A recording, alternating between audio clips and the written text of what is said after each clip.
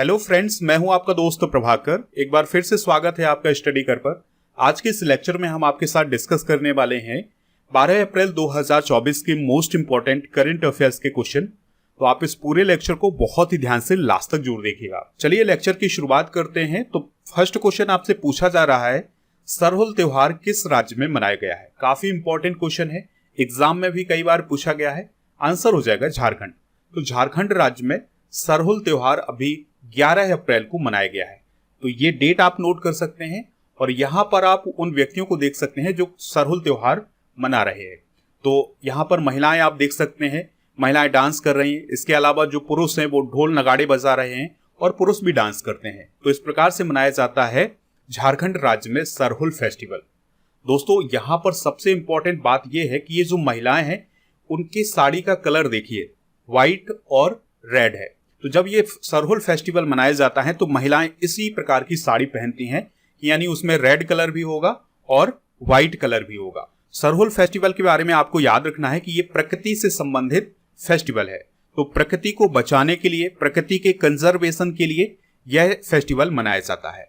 यह त्योहार सरना समाज के लोगों के द्वारा मनाया जाता है। तो ये काफी इंपॉर्टेंट है कि सरहुल त्योहार किस समाज के द्वारा या किस जनजाति के द्वारा मनाया जाता है। तो ये सरना समाज के लोगों के द्वारा मनाया जाता है।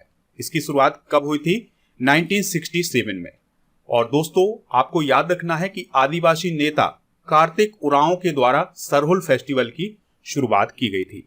इस दिन आदिवासी समुदाय के लोग अपने घर पर खास तौर पर सफेद और लाल रंग के झंडे लगाते हैं और महिलाएं भी सफेद और लाल रंग की साड़ी पहनती हैं। इस त्योहार में प्रकृति को बचाने का मैसेज दिया जाता है। दोस्तों, भारत त्योहारों का देश है। आप किसी भी स्टेट में जाएं, किसी भी समय जाएं, तो आपको कहीं ना कहीं लोग त्योहार मनाते हुए दिख जाएंगे। तो भारत के राज्यों के कुछ प्रमुख त्योहार डिस्कस करने वाले हैं। आप इनको नोट कर लीजिएगा क्योंकि एग्जाम में यहां से क्वेश्चन पूछे जाते हैं। तो अगर आपसे पूछा जाए गुड़ी पर्व या गुड़ी पड़वा या खंडोबा फेस्टिवल किस राज्य में मनाया जाता है, तो ये महाराष्ट्र राज्य में मनाया जाता है। वांचुआ फेस्टिवल और बिहू पर्व ये दोनों असम राज्य में मनाए जाते हैं। तो बिहू या तो डांस की बात की जाए या फेस्टिवल की बात की जाए, आंसर क्या होगा इसका? असम। ट्यूलिप फेस्टिवल जम्मू कश्मीर में मनाया जाता है। आपको पता है कि एशिया का सबसे बड़ा ट्यूलिप गार्डन कहाँ है? जम्मू कश्मीर में, श्रीनगर में है ये। तो ट्यूलिप फेस्टिवल जम्मू कश्मीर से रिलेटेड है। गणगौर फेस्टिवल और पुष्कर मेला ये दोनों राजस्थान में आयोजित किए जाते हैं।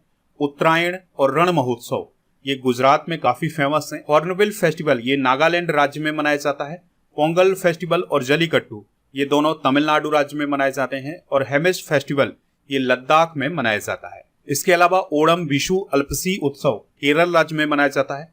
खर्ची पूजा कई बार एग्जाम में पूछा गया है, तो ये त्रिपुरा राज्य से रिलेटेड है। वोनालू फेस्टिवल और विट्टू कामा ये तेलंगाना राज्य से रिलेटेड है। कंबाला फेस्टिवल ये कर्नाटक राज्य में मनाया जाता है। आप इस पूरे लेक्चर को बहुत ही ध्यान से लास्ट तक देखिएगा।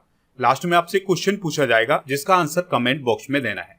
अगर आप चैनल पर पहली बार आए हैं तो सब्सक्राइब कर लें, बेल आइकन भी दबा लें जिससे आपको समय पर और सबसे पहले नोटिफिकेशन मिल सकेगा। दोस्तों, आप हमारे व्हाट्सएप चैनल को ज्वाइन कर सकते हैं, उसका लिंक डिस्क्रिप्शन बॉक्स में दिया गया है। इसके अलावा टेलीग्राम चैनल भी ज्वाइन कर सकते हैं। टेलीग्राम चैनल ज्वाइन करने के लिए आपको टेलीग्राम पर जाना है और स्टडी कर ऑफिशियल ये पूरा सर्च करना है।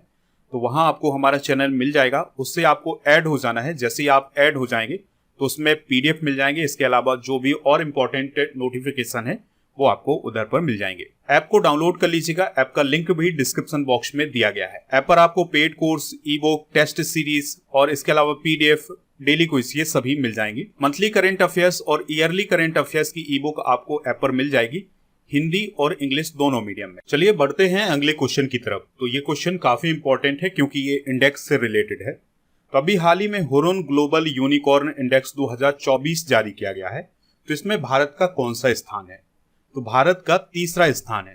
तो हुरुन ग्लोबल यूनिकॉर्न इंडेक्स 2024 में भारत का तीसरा स्थान है। इस पॉइंट को आप नोट कर लीजिएगा क्योंकि इंडेक्स से रिलेटेड आपके एग्जाम में अक्सर क्वेश्चन पूछे जाते हैं। यहाँ पर बात आई है यूनिकॉर्न की। तो सबसे पहले आप यूनिकॉर्न समझ लें, फिर इस क्वेश्चन के बारे में डिस्कशन करेंगे। तो यूनिकॉर्न क्या होता है, तो इसको आप उदाहरण के तौर पर समझ सकते हैं। तो मान लिया ये कोई कंपनी है जिसका नाम ए है या कोई स्टार्टअप है।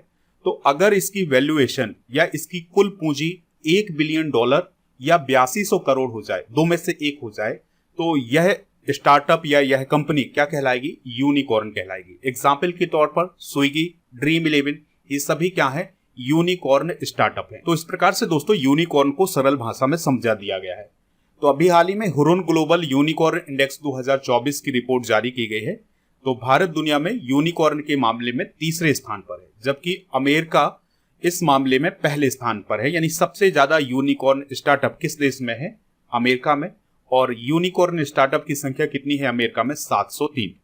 और फिर दूसरे स्थान पर है चाइना। चाइना में यूनिकॉर्न स्टार्टअप की संख्या है 340।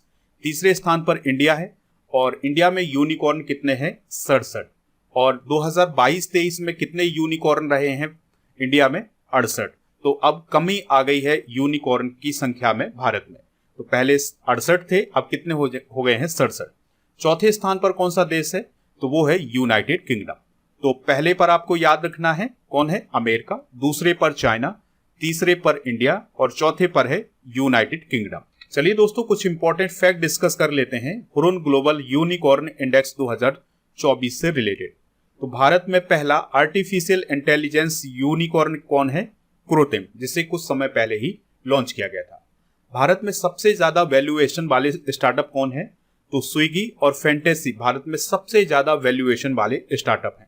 दोनों का वैल्यूएशन लगभग $8 बिलियन है। अगर हम दुनिया के टॉप 5 यूनिकॉर्न की बात करें तो पहला नाम है बाइट डांस का, दूसरा नाम है स्पेस एक्स का, तीसरा नाम है ओपन एआई का, चौथा नाम है आंट ग्रुप का, और पांचवा नाम है सीन का। तो ये है दुनिया के टॉप 5 यूनिकॉर्न। देखिए इंडेक्स की बात आई है तो हाल ही में जारी किए गए कुछ प्रमुख इंडेक्स डिस्कस कर लेते हैं। तो अभी हाल ही में वर्ल्ड एयर क्वालिटी रिपोर्ट 2023 को जारी किया गया है, जिसमें सबसे प्रदूषित कैपिटल कौन है? दिल्ली। सबसे प्रदूषित सिटी कौन है? बेगूसराय। और सबसे प्रदूषित देश कौन है? बांग्लादेश। और लैंगिक असमानता सूचकांक 2022 भी अभी हाल ही में जारी किया गया है। भारत का इसमें 108वां स्थान है, जबकि पहला स्थान डेनमार्क का है। डेमोक्रेसी इंडेक्स 2024 में भारत का 41वां और पहला स्थान नॉर्वे का रहा है। मानव विकास सूचकांक 2023-24 को कुछ समय पहले जारी किया गया है। इसमें भारत का 134वां स्थान है और पहला स्थान स्विट्जरलैंड का है। Art and capital passport index 2024 में भारत का 66वां स्थान और यूएई का पहला स्थान रहा है। दोस्तों जब भी कोई क्वेश्चन आता है तो उससे रिलेटेड रिवीजन इसलिए करवाई जाती है जिससे वो बात आपके दिमाग में छप सके और उसको आप बार बार रिवाइज कर सकें। जब आप चीजों को बार बार रिवाइज करते हैं तो आपको लॉन्ग टाइम तक याद रहती हैं, तो इसलिए रिवीजन करवाई जाती है हर क्वेश्चन के बाद। नेक्स्ट क्वेश्चन है, जल जीवन मिशन के तहत घर तक नल से जल पहुंचाने के मामले में पहला जिला कौन बना है? आंसर हो जाएगा नीलगिरी। तो तमिलनाडु का एक जिला है नीलगिरी, तो वो घर तक नल से जल पहुंचाने के मामले में पहला जिला बना है। आपको याद होगा कि 2019 में भारत सरकार के द्वारा जल जीवन मिशन शुरू किया गया था और इसका उद्देश्य था घरों तक नल के माध्यम से जल पहुंचाना। तो इसी को लेकर के अभी हाल ही में केंद्र सरकार के द्वारा 299 जिलों की एक रैंक जारी की है, और ये जो रैंकिंग जारी की है ये मार्च माह के डाटा के आधार पर की गई है। तो इसमें जो नीलगिरी है जो कि तमिलनाडु का एक जिला है वो पहले स्थान पर आया है। दोस्तों सबसे पहले जल जीवन मिशन के बारे में जान लेते हैं, फिर टॉप 10 जिले डिस्कस करेंगे इस रैंकिंग के। तो जल जीवन मिशन कब शुरू हुआ था? 2019 में। ये क्वेश्चन आपसे पूछा जा सकता है। और ये किस मंत्रालय के अंतर्गत आता है? जल शक्ति मंत्रालय के अंतर्गत। ये ग्रामीण स्तर पर भी चलाया जाता है और शहरी स्तर पर, यानी दोनों स्तरों पर इसको चलाया जा रहा है। और इसका उद्देश्य है घरों तक स्वच्छ जल यानी प्योर वाटर की आपूर्ति करना। तो स्वच्छ जल पहुंचाया जाएगा घरों में जल जीवन मिशन के तहत। जल जीवन मिशन में टॉप 10 जिलों की बात करें तो इसमें नीलगिरी जो कि तमिलनाडु का जिला है वो पहले स्थान पर है। तो यहाँ पर 81.48% घरों में जल जीवन मिशन के तहत पानी पहुंच रहा है। फिर दूसरे नंबर पर है महोबा जो कि उत्तर प्रदेश का जिला है। यहाँ पर 80% यानी लगभग 80% घरों में पानी पहुंच रहा है। फिर तीसरा स्थान है कुड्डालोर का जो कि तमिलनाडु में है।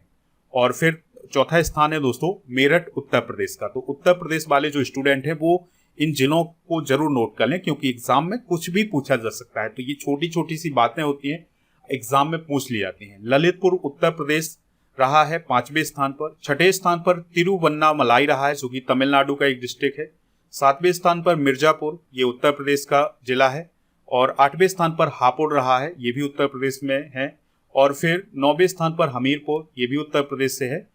और फिर है दोस्तों बुलंदशहर, तो ये 10वें स्थान पर रहा है। तो उत्तर प्रदेश वाले स्टूडेंट जरूर आप इन आंकड़ों को नोट कर लें। चलिए दोस्तों बढ़ते हैं अगले क्वेश्चन की तरफ। तो अगला क्वेश्चन आपसे पूछा जा रहा है, मानव अंतरिक्ष उड़ान का अंतर्राष्ट्रीय दिवस कब मनाया जाता है? तो 12 अप्रैल को हर साल मानव अंतरिक्ष उड़ान का अंतर्राष्ट्रीय दिवस मनाया जाता है। अब यह दिवस 12 अप्रैल को ही क्यों मनाया जाता है, इसके पीछे का कारण है दोस्तों, आपको याद होगा कि अंतरिक्ष में जाने वाले दुनिया के पहले व्यक्ति कौन है? तो वो है यूरी गॉगरिन, जो कि रूस से रिलेटेड है, जिसे उस समय क्या कहा जाता था जब ये अंतरिक्ष में गए थे? सोवियत संघ। तो सोवियत संघ के यूरी गॉगरिन अंतरिक्ष की यात्रा करने वाले या अंतरिक्ष में जाने वाले पहले व्यक्ति हैं। तो इन्होंने ये यात्रा कब की थी अंतरिक्ष की? 12 अप्रैल 1961 को। तो इसी घटना को याद करने के लिए ही हर साल 12 अप्रैल को मानव अंतरिक्ष उड़ान का अंतर्राष्ट्रीय दिवस मनाया जाता है। अच्छा, जब यूरी गॉगरिन अंतरिक्ष में गए तो वो कितने समय तक रहे हैं अंतरिक्ष में? तो वो 108 मिनट रहे हैं। और किस अंतरिक्ष यान से गए थे? दोस्तों आपसे सवाल पूछा जा सकता है कि यूरी गॉगरिन जब अंतरिक्ष में गए थे तो वो कितने समय तक अंतरिक्ष में रहे हैं, या उनकी अंतरिक्ष यात्रा कितनी रही है? 108 मिनट की यात्रा रही है। और किस अंतरिक्ष यान से उन्हें भेजा गया था? तो वोस्टॉक फर्स्ट अंतरिक्ष यान से उन्हें भेजा गया था। चंद्रमा पर कदम रखने वाले पहले व्यक्ति कौन है? नील आर्मस्ट्रॉन्ग, जो कि 1969 में चंद्रमा पर गए थे। अब आप कमेंट बॉक्स में बताइएगा कि नील आर्मस्ट्रॉन्ग के साथ चंद्रमा पर और कौन कौन गया था। प्रथम भारतीय महिला अंतरिक्ष यात्री का क्या नाम है? कल्पना चावला। अंतरिक्ष में जाने वाला पहला पशु कौन है? लाइका, जो कि एक क्या था? कुत्ता। सर्वप्रथम अंतरिक्ष में उपग्रह भेजने वाला पहला देश कौन है? रूस। अंतरिक्ष में जाने वाले पहले भारतीय कौन है? राकेश शर्मा। और भारत का पहला उपग्रह कौन है? पहला सैटेलाइट कौन है? तो वो है आर्यभट्ट, और जो कि 1975 में लॉन्च किया गया था। और आपको याद रखना है कि चंद्रमा के दक्षिणी ध्रुव पर पहुंचने वाला पहला देश कौन है? भारत। दुनिया का पहला सैटेलाइट कौन था? स्पुतनिक फर्स्ट, जो कि सोवियत संघ के द्वारा 1957 में लॉन्च किया गया था या भेजा गया था। तो ये अंतरिक्ष से रिलेटेड फैक्ट नोट कर लीजिएगा। अगला क्वेश्चन आपसे पूछा जा रहा है, जैन धर्मगुरु लोकेश मुनि को किस देश में प्रेसिडेंट्स गोल्ड वॉलेंटियर सर्विस पुरस्कार से सम्मानित किया गया है? काफी इंपॉर्टेंट क्वेश्चन है, तो इसे आप नोट कर लीजिएगा। इसका आंसर हो जाएगा अमेरिका। तो अमेरिका में अभी हाल ही में जैन धर्मगुरु लोकेश मुनि को प्रेसिडेंट्स गोल्ड वॉलेंटियर सर्विस पुरस्कार से सम्मानित किया गया है। तो उन्हें यह पुरस्कार क्यों दिया गया है? तो जनता के कल्याण और मानवता के क्षेत्र में योगदान देने के लिए उन्हें यह पुरस्कार दिया गया है, यानी लोकेश मुनि को प्रेसिडेंट्स गोल्ड वॉलेंटियर सर्विस पुरस्कार दिया गया है। लोकेश मुनि को आप याद रख सकते हैं कि वो भारत में अहिंसा विश्व भारती और विश्व शांति केंद्र के संस्थापक हैं। हाल ही में प्रदान किए गए कुछ प्रमुख पुरस्कार डिस्कस कर लेते हैं। तो अभी हाल ही में विजय जैन को टाइम्स पावर आइकॉन 2024 पुरस्कार दिया गया है। मिशेल टेलाग्रैंड को 2024 का एबेल पुरस्कार दिया गया है, जिसे गणित का नोबेल पुरस्कार कहा जाता है। इसरो को एविएशन वीक लॉरेट्स अवार्ड 2024 प्रदान किया गया है। प्रोफेसर मीना चरंदा को अंतर्राष्ट्रीय संस्कृति पुरस्कार 2024 दिया गया है। इसके अलावा प्राइम मिनिस्टर मोदी जी कुछ समय पहले भूटान की यात्रा पर गए थे, और भूटान की यात्रा के दौरान ही वहां की सरकार के द्वारा उन्हें order of the Druk Gyalpo पुरस्कार दिया गया है, जो कि भूटान का सर्वोच्च नागरिक सम्मान है। डॉक्टर उमा रेले को महाराष्ट्र गौरव पुरस्कार दिया गया है। टीएम कृष्णा को संगीत कला निधि पुरस्कार से अभी हाल ही में सम्मानित किया गया है। इसके अलावा रतन टाटा जी को पीवी नरसिम्हा राव मेमोरियल पुरस्कार दिया गया है। एस सोमनाथ को केपीपी नामबियार पुरस्कार दिया गया है। अब आपको कमेंट बॉक्स में ये बताना है 2024 में भारत रत्न प्राप्त करने वाले व्यक्ति कौन कौन है, यानी कि वो सभी नाम आप कमेंट बॉक्स में बताइएगा जिन्हें 2024 में भारत रत्न से सम्मानित किया गया है। अगला क्वेश्चन आपसे पूछा जा रहा है, पहली बार राष्ट्रीय महिला हॉकी लीग 2024-25 का आयोजन कहां किया जाएगा? आंसर हो जाएगा इसका झारखंड।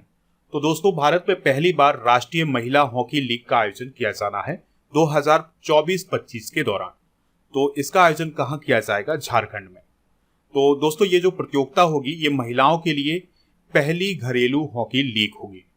टूर्नामेंट 2 चरणों में किया जाएगा। तो इसका जो उद्घाटन चरण है या जो पहला चरण है ये 30 अप्रैल से 9 मई तक रांची में किया जाएगा। ये रांची मतलब झारखंड में इसका आयोजन किया जाएगा। तो झारखंड के मारंग गोम के Jaipal Singh astroturf hockey stadium में इसका आयोजन किया जाएगा। ठीक है, तो ये बेसिक जानकारी है, इसको आप नोट कर सकते हैं।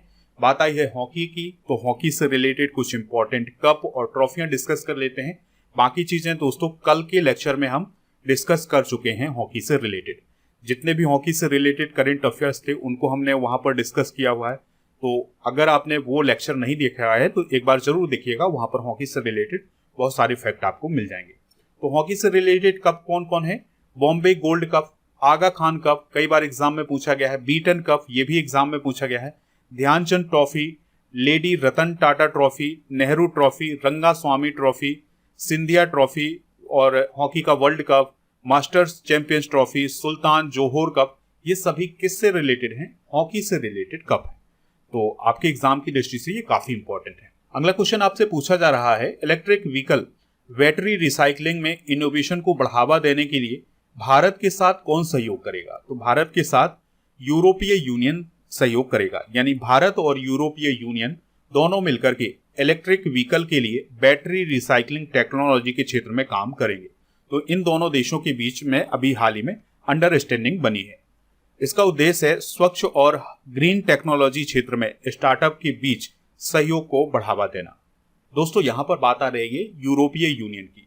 तो यूरोपीय यूनियन यूरोप के 27 देशों का एक समूह है और यह एक राजनीतिक और आर्थिक संघ है और इसका मुख्यालय कहां है? ब्रुसेल्स, बेल्जियम में। दोस्तों यूरोपीय यूनियन के निर्माण के लिए या यूरोपीय यूनियन बनाने के लिए 7 फरवरी 1992 को मॉस्ट्रिच नीदरलैंड में एक संधि पर हस्ताक्षर किए गए थे, जिसे मॉस्ट्रिच संधि के नाम से जाना जाता है। नेक्स्ट क्वेश्चन है, होम्योपैथिक संगोष्ठी या सेमिनार का आयोजन कहाँ किया गया है? आंसर हो जाएगा नई दिल्ली में। तो नई दिल्ली में अभी हाल ही में होम्योपैथिक सेमिनार का आयोजन किया गया है, जिसका उद्घाटन राष्ट्रपति द्रौपदी मुर्मू जी के द्वारा किया गया है। आयुष मंत्रालय के द्वारा इसका आयोजन किया गया है और इसकी थीम रही है अनुसंधान को सशक्त बनाना, दक्षता बढ़ाना। तो ये पॉइंट आप नोट कर सकते हैं। देखिए दोस्तों, ये जो सेमिनार आयोजित किया गया है इसका उद्देश्य क्या है? तो इसका उद्देश्य है होम्योपैथी अनुसंधान के लिए उन्नत तकनीकों के उपयोग की दिशा में आगे बढ़ना। तो ये इसका उद्देश्य है। आप सभी को पता है विश्व होम्योपैथी दिवस कब मनाया जाता है? 10 अप्रैल को। और 2024 में जो विश्व होम्योपैथी दिवस या वर्ल्ड होम्योपैथी डे मनाया गया है, उसकी थीम क्या रही है? होम्यो परिवार, एक स्वास्थ्य एक परिवार। ठीक है, तो ये थीम भी आप नोट कर लीजिएगा। चलिए कुछ इंपॉर्टेंट सम्मेलन डिस्कस कर लेते हैं। तो जलवायु शिखर सम्मेलन 2024 का आयोजन मुंबई महाराष्ट्र में किया गया था। यह जलवायु सम्मेलन कहाँ हुआ था? मुंबई महाराष्ट्र में। 19वां NAM शिखर सम्मेलन 2024 कंपाला युगांडा में हुआ था। और 9वां भारतीय अंतर्राष्ट्रीय विज्ञान महोत्सव 2023 का आयोजन फरीदाबाद हरियाणा में किया गया है। इसके अलावा आपको याद रखना है कि विंग्स इंडिया 2024 एयर शो का आयोजन बेगमपेट हवाई अड्डे हैदराबाद में किया गया है और वर्ल्ड डिफेंस शो 2024 का आयोजन रियाद सऊदी अरब में किया गया है। इसके अलावा 7वां हिंद महासागर सम्मेलन 2024 पर्थ ऑस्ट्रेलिया में आयोजित किया गया है। 11वां विश्व सरकार शिखर सम्मेलन कहाँ हुआ है? संयुक्त अरब अमीरात में, यानी UAE में। 9वां रायसीना डायलॉग 2024 का आयोजन नई दिल्ली में किया गया है और मोबाइल वर्ल्ड कांग्रेस 2024 का आयोजन बार्सिलोना, स्पेन में किया गया था। नेक्स्ट क्वेश्चन है, आई कैन कोच पुस्तक के लेखक कौन है, जिसे हाल ही में लॉन्च किया गया है? आंसर हो जाएगा इसका सिद्धार्थ राजशेखर। तो सिद्धार्थ राजशेखर के द्वारा अभी हाल ही में एक पुस्तक लिखी गई है जिसका नाम है आई कैन कोच। तो इस पुस्तक को अभी हाल ही में लॉन्च किया गया है। तो इसके खंड 2 और 3 को अभी हाल ही में लॉन्च किया गया है। दोस्तों सिद्धार्थ राजशेखर कौन है? तो वो इंटरनेट लाइफस्टाइल हब के संस्थापक हैं और ये जो पुस्तक उनके द्वारा लिखी गई है, इसमें डिजिटल कोचिंग क्रांति के माध्यम से सफलता प्राप्त करने और जीवन को बदलने वाले कोचों की कहानियों से प्रेरित किया गया है। दोस्तों कुछ प्रमुख पुस्तकें और लेखक डिस्कस कर लेते हैं। जैसे एलन मस्क पुस्तक को वाल्टर इसाक्सन के द्वारा लिखा गया है। नथिंग बट द ट्रुथ पुस्तक को ऋषभ साय ने लिखा है। हाउ प्राइम मिनिस्टर्स डिसाइड पुस्तक को नीरजा चौधरी ने लिखा है। कृष्णा द सेवंथ सेंस पुस्तक को AK भट्टाचार्य ने लिखा है। रिंग साइड पुस्तक को डॉक्टर विजय डडान ने लिखा है। आजाद पुस्तक को गुलाम नबी आजाद ने। इरफान ए लाइफ इन मूवी पुस्तक को शुभ्रा गुप्ता ने लिखा है। रिफ्लेक्शंस पुस्तक को नारायण बाघुल ने लिखा है। तो ये कुछ इंपॉर्टेंट बुक्स हैं, नोट कर लीजिएगा, एग्जाम में पूछी जा सकती हैं। नेक्स्ट क्वेश्चन है, किसने बालिका सशक्तिकरण मिशन यानी गर्ल चाइल्ड एम्पावरमेंट मिशन का नया संस्करण लॉन्च किया है। तो अभी हाल ही में एनटीपीसी लिमिटेड के द्वारा बालिका सशक्तिकरण मिशन का एक नया संस्करण लॉन्च किया गया है। दोस्तों, इसका उद्देश्य क्या है? बालिकाओं का सशक्तिकरण करना। तो यह उसी प्रकार से कार्यक्रम है जिस प्रकार से भारत सरकार के द्वारा बेटी बचाओ बेटी पढ़ाओ पहल शुरू की गई है। दोस्तों, अगर हम बात करें एनटीपीसी के बालिका सशक्तिकरण मिशन की, तो इसका उद्देश्य है लड़कियों की क्षमता को बढ़ावा देकर लैंगिक असमानता को समाप्त करना। आपको याद रखना है कि एनटीपीसी लिमिटेड के द्वारा 2018 में बालिका सशक्तिकरण मिशन की शुरुआत की गई थी। अच्छा, यहां पर बात आई थी बेटी बचाओ बेटी पढ़ाओ की। तो बेटी बचाओ बेटी पढ़ाओ अभियान की शुरुआत कब की गई थी? 22 जनवरी 2015 को। और इसकी शुरुआत कहां से की गई थी? पानीपत, हरियाणा से। और आपको सेक्स रेशियो भी आपको याद रखना है इंडिया का। तो 2011 की जनगणना के अनुसार भारत का जो लिंगानुपात है वो है 943, यानी 1000 पुरुषों पर 943 महिलाएं हैं। राष्ट्रीय ताप विद्युत निगम लिमिटेड यानी एनटीपीसी की बात करें तो यह भारत की सबसे बड़ी विद्युत कंपनी है जो कि विद्युत मंत्रालय के अंतर्गत आती है। इसकी स्थापना 1975 में की गई थी और इसका हेडक्वार्टर कहाँ है? नई दिल्ली में। 2010 में इसे महारत्न कंपनी का दर्जा भी दिया गया था। इसके वर्तमान में चेयरमैन और एमडी कौन है? गुरदीप सिंह। तो ये पॉइंट भी आप नोट कर लीजिएगा। दोस्तों, इस प्रकार से हमने आज के क्वेश्चन डिस्कस कर लिए हैं। अब हम कल के करंट अफेयर्स के क्वेश्चन रिवाइज करेंगे, फिर इसके बाद जनरल नॉलेज के पिटारे को डिस्कस करेंगे।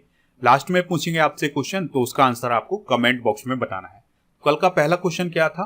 प्रसिद्ध वैज्ञानिक पीटर हिग्स का निधन हुआ है, ये किस शोध कार्य से जुड़े थे? तो ये गॉड पार्टिकल की खोज से जुड़े हुए थे। जॉन एल जैक स्विगर्ट जूनियर पुरस्कार 2024 किसे दिया गया है? तो इसरो को दिया गया है। सीनियर महिला राष्ट्रीय हॉकी टीम का कोच किसे नियुक्त किया गया है? हरिंद्र सिंह को सीनियर राष्ट्रीय महिला हॉकी टीम का कोच नियुक्त किया गया है। WHO के अकॉर्डिंग 2022 में हेपेटाइटिस संक्रमण से भारत में कितने लोगों की मौत हुई है? आईसीसी ने मार्च 2024 के लिए player of the month Kamindu Mendis को चुना है। यह किस देश के क्रिकेटर हैं? तो यह श्रीलंका देश के क्रिकेटर हैं। वैश्विक हवाई अड्डा संचालन के प्रमुख के रूप में किसे नियुक्त किया गया है? जयराम सनमुगम को। नेक्स्ट क्वेश्चन है, Indo Pacific economic framework for prosperity का आयोजन किस देश में किया जाएगा? सिंगापुर में। शक्ति संगीत और नृत्य का उत्सव का आयोजन किसके द्वारा किया जा रहा है? संगीत नाटक अकादमी के द्वारा। स्विगी ने पानी पर फूड डिलीवरी सर्विस कहां शुरू की है? श्रीनगर, जम्मू कश्मीर में। भारत के प्रमुख राजवंश संस्थापक और उनकी राजधानियों को डिस्कस करेंगे। तो मौर्य वंश की बात करें तो इसका संस्थापक कौन है? चंद्रगुप्त मौर्य। और राजधानी क्या थी इसकी? पाटलिपुत्र। चोल वंश का संस्थापक कौन था? विजयालय। और कैपिटल क्या थी इसकी? तंजौर। राष्ट्रकूट वंश का संस्थापक कौन था? दंती दुर्ग। और कैपिटल क्या बनाई थी इसने? मान्यखेत। और गुर्जर प्रतिहार वंश का संस्थापक नागभट्ट प्रथम था, कन्नौज इसकी राजधानी थी। इसके अलावा गढ़वाल वंश का संस्थापक चंद्रदेव था, कन्नौज इसकी राजधानी थी। चौहान वंश का संस्थापक वासुदेव था और अजमेर को इसने अपनी कैपिटल बनाया था। शिशुनाग वंश की स्थापना शिशुनाग ने की थी, वैशाली इसकी कैपिटल थी। हर्यक वंश की स्थापना बिंबिसार ने की थी और राजगृह इसकी कैपिटल थी। और इसके अलावा नंद वंश की बात करें तो महापद्मनंद इसका संस्थापक था और पाटलिपुत्र को इसने अपनी कैपिटल बनाया था। दोस्तों, कल के करंट अफेयर्स में आपसे पूछा गया था कि हेपेटाइटिस हमारे शरीर के किस अंग को प्रभावित करता है? तो यह हमारे लीवर को प्रभावित करता है। तो लगभग सभी लोगों ने इसका आंसर लीवर बताया हुआ है। दोस्तों, आज का क्वेश्चन है आगा खान कब किस खेल से रिलेटेड है? तो जो भी इसका राइट आंसर हो कमेंट बॉक्स में जरूर बताएं, हमें इंतजार रहेगा आपके आंसर का।